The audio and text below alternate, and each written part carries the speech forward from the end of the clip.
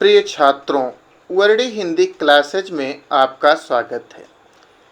प्रिय छात्रों, छायावाद के प्रसिद्ध कवि सुमित्रानंदन पंत जी द्वारा रचित कविता बापू के प्रति के भाग 2 के अंतर्गत आज हम उनकी अर्थ और व्याख्या सीखेंगे। भाग 1 के अंतर्गत हमने आपको बापू के प्रति कविता के 4 छंदों की व्याख्या बता दी है, आप उसे पढ़ चुके हैं। अब इस भाग 2 के अंतर्गत शेष बचे छंदों की व्याख्या हम सीखते हैं और समझते हैं। तो चलिए हम चलते हैं भाग 2 बापू के प्रति की तरफ।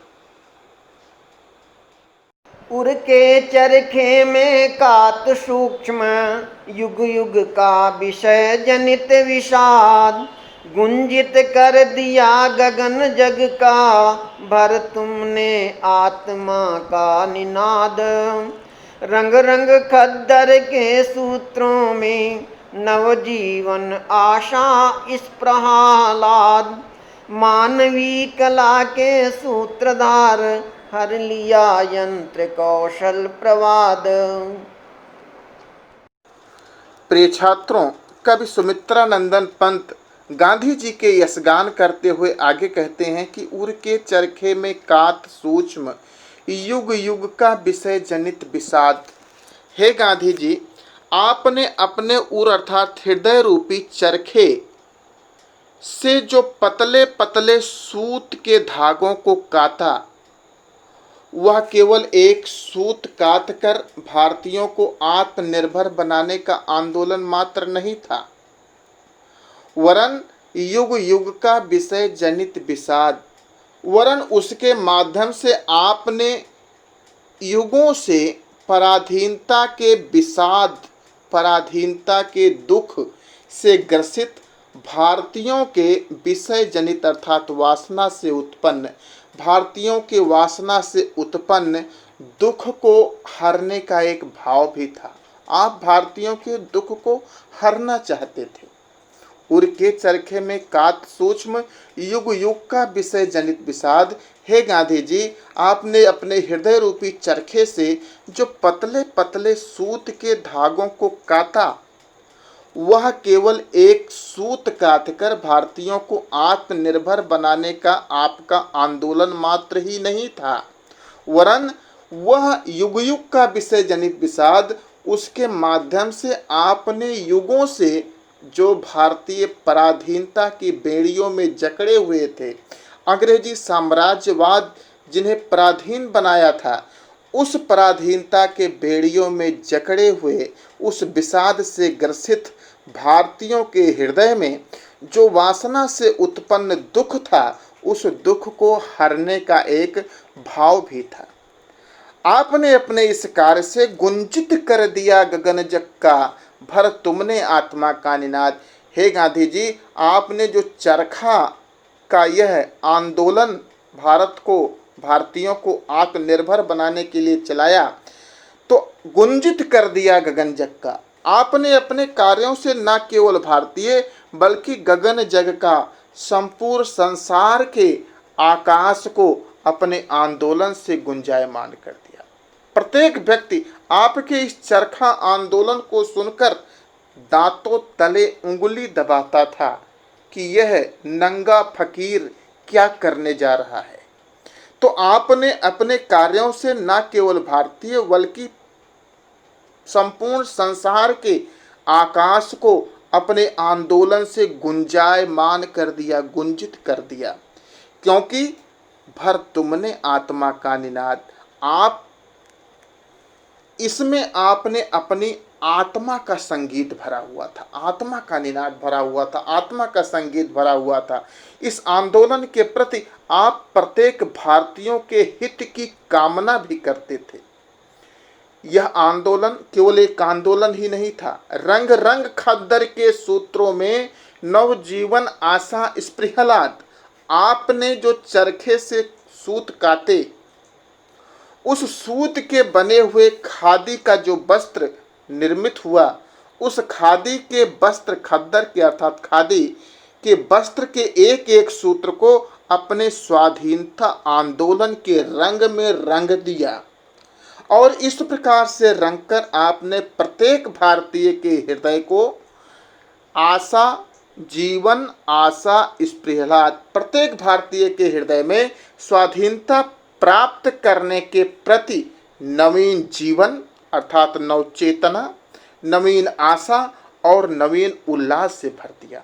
आपके द्वारा जो खादी के वस्त्र निर्मित हुआ, उस खादी के निर्मित वस्त्र को के एक एक सूत्र को आपने स्वाधीनता आंदोलन के रंग से रंग दिया। आपने प्रत्येक भारतीय को आत्मनिर्भर बनने का सूत्र प्रदान किया और इस प्रकार से आपने प्रत्येक भारतीय के हृदय में नवीन जीवन अर्थात नवीन चेतना, नवीन आशा, आशा का अर्थ है कि स्वतंत्रता अवश्य प्राप्त होगी, हम स्वाधीन अवश्य होंगे, और इस प्रहलाद अर्थात प्रत्येक भारतीय के हृदय को उल्लास से भर दिया।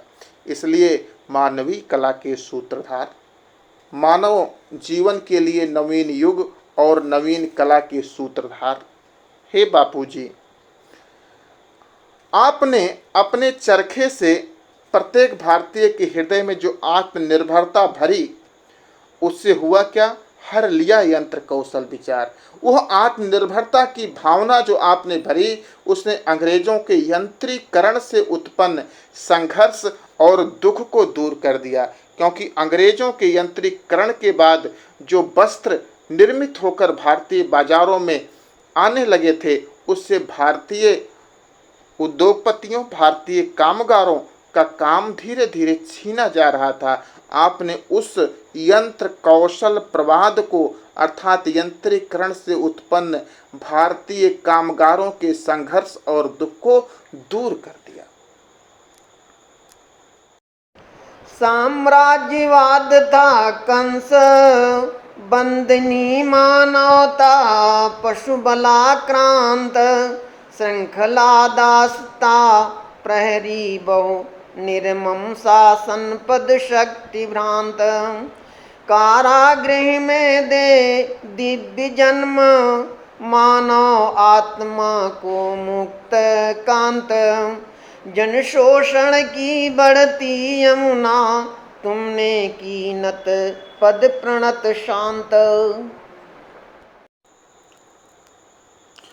प्रिय छात्रों, कवि सुमित्रानंदन पंत गांधी जी का यशगान करते हुए आगे कहते हैं कि साम्राज्यवाद था कंस, बंदनी मानवता पशु बलाक्रांत।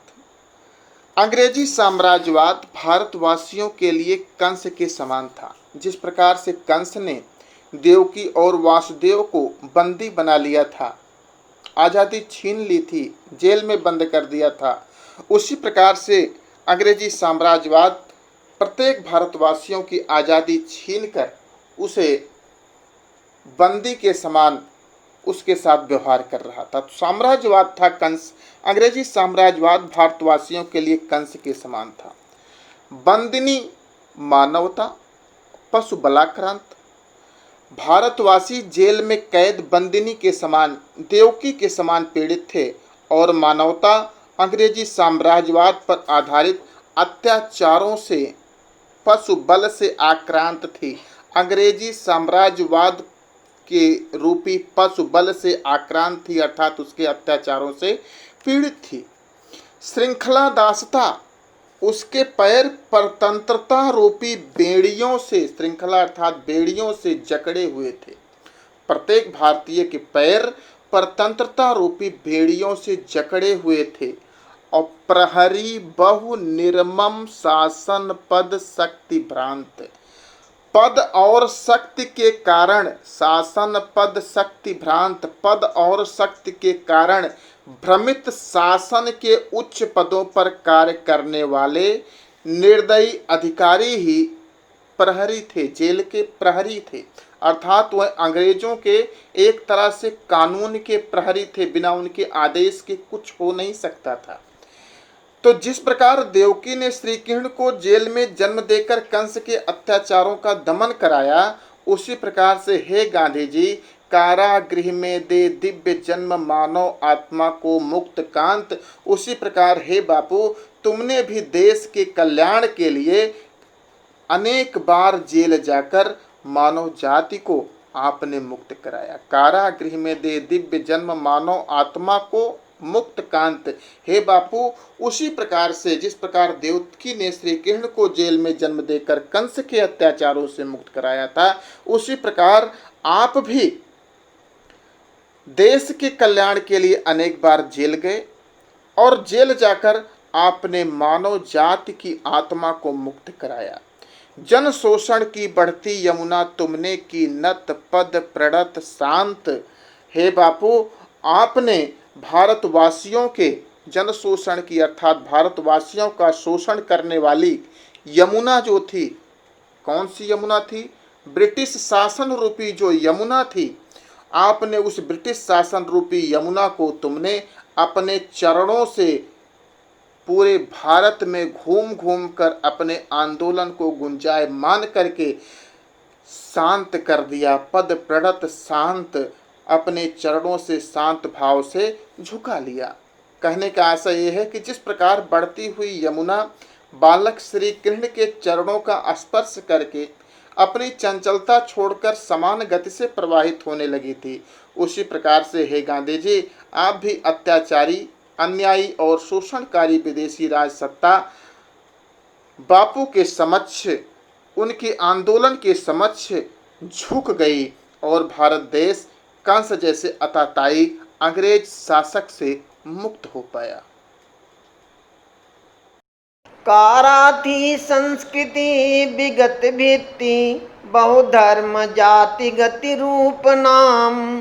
बंदी जन जीवन भू विभक्त, विज्ञान मूढ़ जन प्रकृति काम। आए तुम मुक्त पुरुष कहने, मिथ्या जड़ बंधन सत्य राम। नानृतम जयते सत्यम मा भय, जय ज्ञान ज्योति तुमको प्रणाम। सुमित्रानंदन पंत जी आगे कहते हैं कि कारा थी संस्कृत विगत, भित्ति बहुधर्म जातिगत रूप नाम। हमारी संस्कृति पिछले लंबे समय से बंधनी थी, अर्थात यहाँ सब कुछ विदेशियों की इच्छानुसार संचालित था। हमें अपनी सभ्यता और संस्कृति के अनुरूप कुछ भी करने की स्वतंत्रता नहीं थी। कारा थी संस्कृत विगत, जो हमारी संस्कृति थी विगत, पीछे वाली जो बीत चुकी जो संस्कृति थी, वो हमारी संस्कृति लंबे समय से अंग्रेजों की बंदिनी थी। यहाँ अंग्रेजों की इच्छानुसार ही सब कुछ होना था। हमें अपनी सभ्यता और संस्कृति के अनुरूप कुछ भी करने की स्वतंत्रता नहीं थी। बहुधर्म जातिगत रूप नाम, हमें बहुधर्म जातिगत, धर्म, जाति, ऊंच नीच, गोरे काले आदि अनेक भागों में विभक्त कर दिया गया था। हमारे बीच में धर्म, जात, ऊंच नीच, गोरे काले आदि की अनेक दीवारें खड़ी कर दी गई थीं, जो कि हमारी प्रगति में बाधा डाल रही थीं, बाधा बन रही थीं। बंदी जग जीवन भू विभक्त, विज्ञान मूढ़ जन प्रकृति काम। इस प्रकार संपूर्ण जग जीवन, संपूर्ण सामान्य जन जीवन कैदी हो गया था, बंदी बन गया था। भू विभक्त, संपूर्ण धरती क्षेत्रीयता और भाषावाद आदि आधार पर बंट चुकी थी। विज्ञान मूढ़ जन प्रकृति काम, विज्ञान मूढ़, विज्ञान की प्रगति के कारण मूढ़ अर्थात विवेकहीन, जन अर्थात मनुष्य प्रकृति को अपनी इच्छानुसार संचालित करने का प्रयास कर रहे थे। विज्ञान मूढ़, विज्ञान की प्रगति के कारण मूढ़ अर्थात विवेकहीन, जन अर्थात मनुष्य प्रकृति को अपनी इच्छानुसार चलाने का कार्य कर रहे थे, प्रकृति काम। ऐसे में आए तुम मुक्त पुरुष कहने, मिथ्या जड़ बंधन सत्यराम। ऐसी विषम परिस्थितियों में हे महात्मा गांधी, आप हमारे मध्य जीवन मुक्त योगी के रूप में अवतरित हुए। मानवता को आपने उन विसंगतियों से मुक्त करने के लिए या हमें संदेश देने के लिए आप हमारे मध्य अवतरित हुए कि इस संसार के सारे रिश्ते नाते झूठे और व्यर्थ हैं। इस संसार में यदि कुछ भी सत्य है तो वह राम का नाम है। यहाँ असत्य का नहीं, ना नृतम जयति, ना अनृतम, अनृत माने असत्य, ना अनृतम जयति, यहाँ असत्य की कभी भी जय नहीं होती, बल्कि जय किसकी होती है? सत्यम जयति, बल्कि सदैव सत्य की जय होती है। इसलिए माँ भय, माँ का अर्थ है नहीं, भय का अर्थात डरो, इसलिए डरो मत। प्रत्येक भारतीय को आपने बताया कि ना अनृतम जयति, कभी भी असत्य की जय नहीं होती, बल्कि जयति सत्यम, सत्य की ही जय होती है। इसलिए माँ भय, डरो मत, जय ज्ञान ज्योति तुमको प्रणाम। ऐसी ज्ञान की ज्योति जगाने वाले हे ज्योति पुरुष, हम आपको बारंबार प्रणाम करते हैं। इस प्रकार से प्रिय छात्रों, ये है बापू के प्रति भाग 2 की व्याख्या संपूर्ण हुई। आपको ये व्याख्या निश्चित ही पसंद आएगी। आप अपने कमेंट से हमें सूचित करना और इसे लाइक और सब्सक्राइब भी करते रहना। नमस्कार।